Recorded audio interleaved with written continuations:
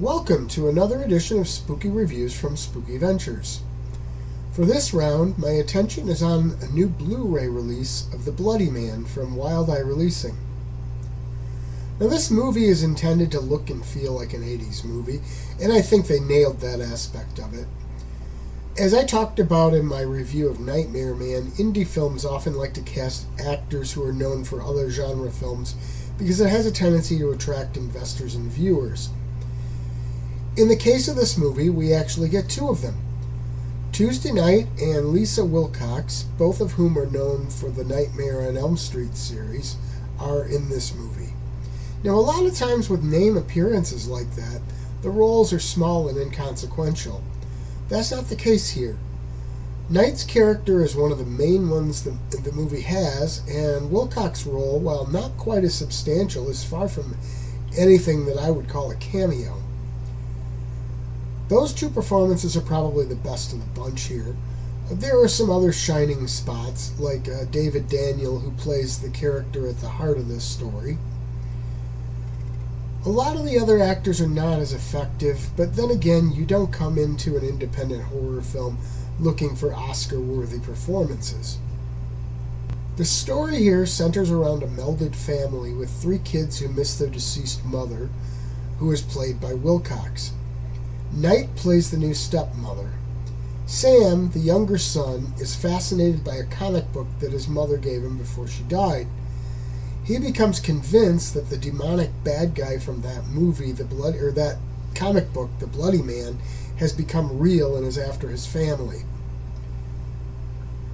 The one problem I had with the film is the method of storytelling used. A lot of it takes place in little vignettes. Sometimes that takes the form of flashbacks, other times it's dreams, or literally a story being told by one of the characters. I didn't time it out, but I wouldn't be surprised if less than half of the movie actually takes place in the real present for the characters. That tends to make it feel somewhat disjointed to me. Another issue is that it can't seem to settle on an identity. I mean, the 80s thing is all over it. Beyond that, though, at times it feels like a more serious adult horror film.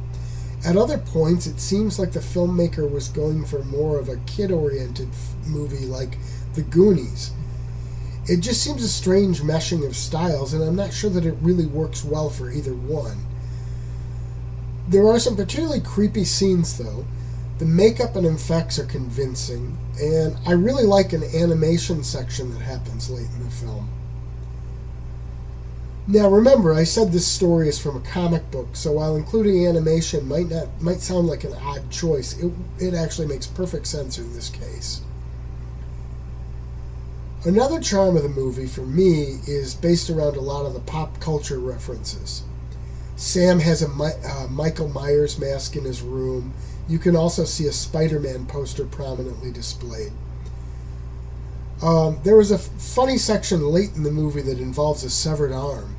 That felt very much like a nod to the Evil Dead series.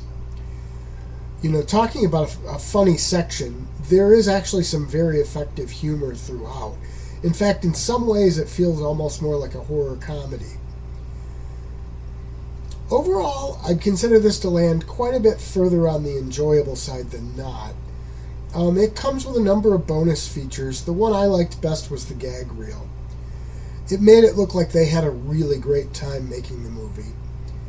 So if you get a chance to check this one out and you got a thing for 80s movies, I think you'll really enjoy it. Spooky Ventures is the home for spooky content and spooky merchandise on the web. Check it out today at spookyventures.com. And remember, always keep it spooky.